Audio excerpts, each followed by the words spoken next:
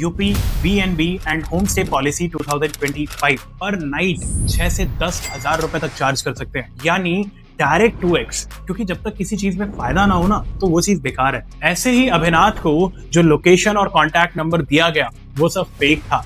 ऐसे ही जब खुशी होस्ट के दिए हुए लोकेशन पर पहुंची तो उसे वो रूम दिया ही नहीं गया जो उसने बुक किया था, और जो रूम दिया गया वो हाइजीन के मामले में बेकार था। Tourism thrives not just on stage but on trust. और साथ ही साथ इंडिया के रियल एस्टेट मार्केट में इस पॉलिसी का आने वाले टाइम में एक मेजर कंट्रीब्यूशन होने वाला है। और मजे की बात पता है क्या है?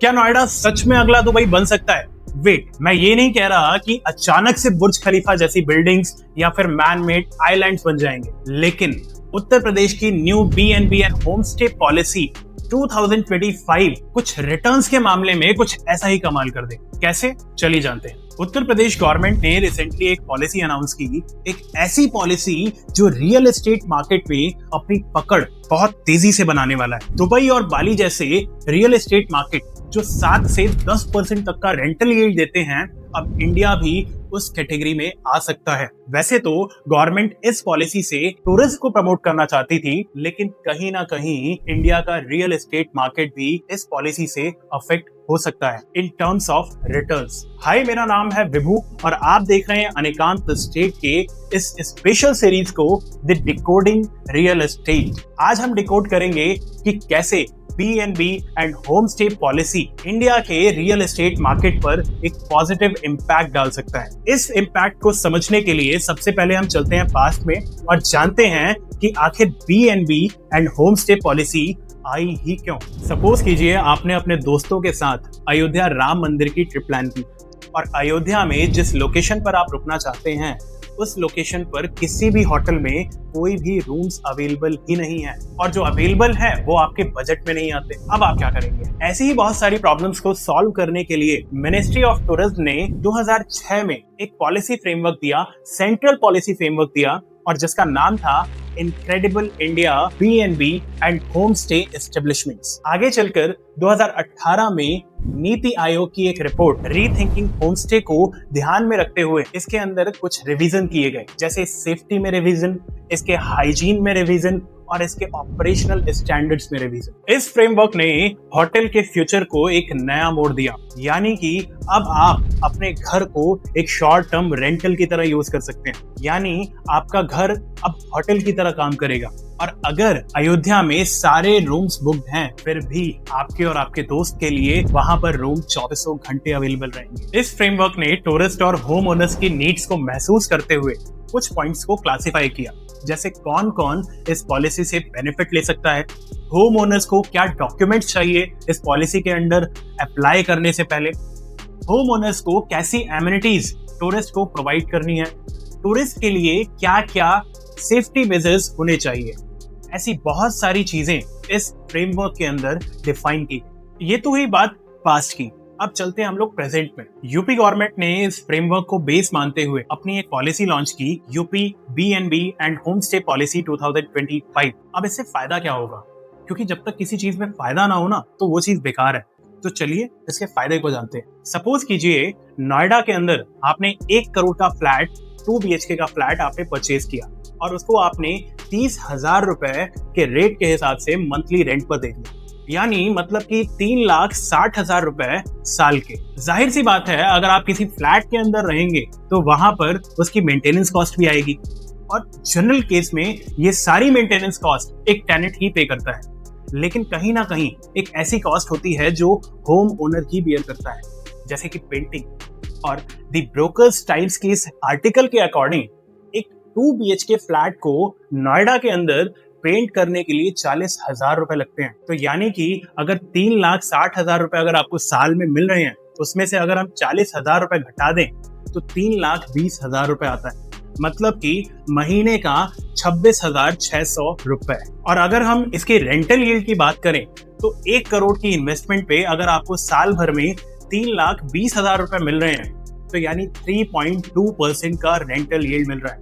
3.2%।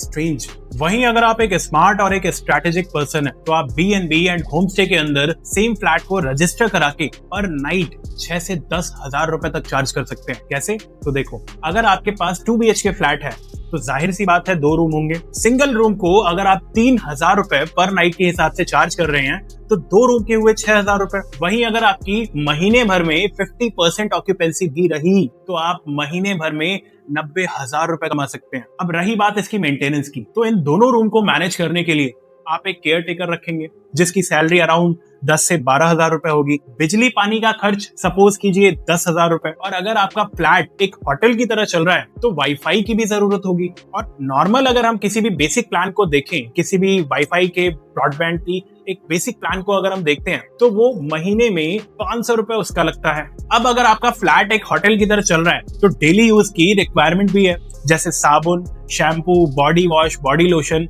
इस किट को अगर आप खरीदने जाते हैं Amazon की वेबसाइट से तो ये 180 रुपए की आती है। और आपके पास है 2 रूम तो पर डे यानी आपको 360 रुपए इस पे खर्च करने पड़ेंगे। और अगर आपकी महीने भर में 50% ऑक्यूपेंसी रहती है तो ये खर्च अराउंड 5,400 रुपए तक आता है। अब हर सोसाइटी की अपनी एक मेंटेनेंस कॉस्ट भी होती है। सपोज कीजिए यहाँ पर वो कॉस्ट 1,000 रुपए, तो मतलब अगर आपकी 50% ऑक्यूपेंसी भी रही महीने भर में तो आपकी मेंटेनेंस कॉस्ट अराउंड 26 से 27,000 रुपए तक आती है। अगर आपका 90,000 का रेवेन्यू महीने भर में हो रहा है, उसमें से अगर हम 27,000 रुपए हटा दें तो ये अराउंड 63,000 रुपए होगा साल का, यानी 7,57,000 रुपए। और अगर हम पेंटिंग की बात करें जो कि साल भर में एक बार हो ही जाती है, उसकी कॉस्ट अगर हम 40,000 रुपए रखते हैं तो यानी आपको साल भर में 7,17,000 रुपए बचते हैं, यानी महीने के 60,000 रुपए। और अगर हम रेंटल यील्ड की बात करते हैं तो जहां आपको सिंपली रेंट पर देने से 3.2% का रेंटल यील्ड मिल रहा था एनुअली, वहीं यहां पर अब आपको वो रेंटल यील्ड 7.17% का मिलता है, यानी डायरेक्ट 2x। और अगर हम करंट सिनेरियो की बात करें तो इंडिया का एनुअल एवरेज रेंटल यील्ड 2.5 से 5% तक जाता है। वहीं अगर हम दुबई की बात करें तो ये 6 से 8% जाता है। और अगर हम बाली की बात करें तो 7 से 10%। तो अब आप ये इमेजिन कर सकते हैं कि B&B जैसी पॉलिसीज इंडिया के लिए कितना मेजर बेनिफिट ला सकती है, specially Indian real estate market के लिए। तो चलिए अभी जान लेते हैं कि आखिर इसके अंदर हमें रजिस्ट्रेशन कराना कैसे है।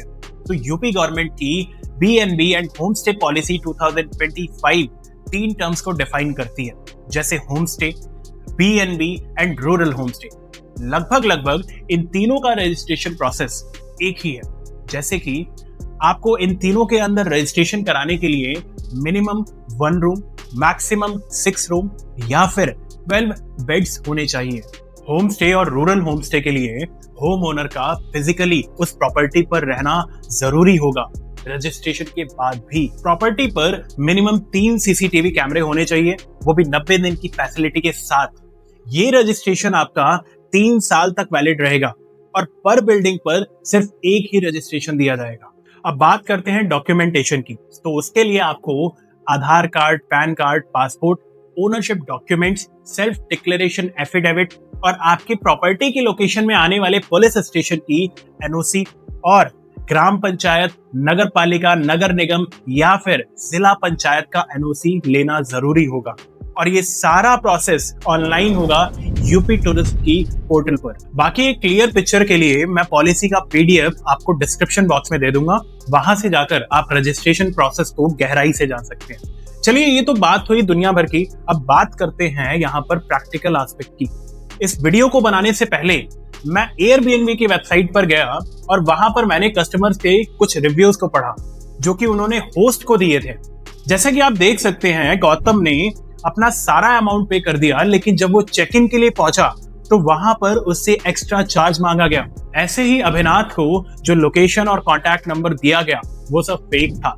ऐसे ही जब खुशी होस्ट के दिए हुए लोकेशन पर पहुंची तो उसे वो रूम दिया ही नहीं गया जो उसने बुक किया था, और जो रूम दिया गया वो हाइजीन के मामले में बेकार था। तो ऐसा नहीं है कि सब कुछ अच्छा ही है, कुछ खराब भी है यहाँ पर। लेकिन पॉलिसी के आने से कुछ इन सारी चीजों में राहत तो मिल सकती है, लेकिन कहीं ना कहीं अगर फिर भी टूरिस्ट के साथ ऐसी सारी चीजें होती हैं तो कोई डायरेक्ट रिड्रेसल फ्रेमवर्क नहीं है जहां पर डिफॉल्ट होने के बाद टूरिस्ट डायरेक्ट कंप्लेन कर पाए।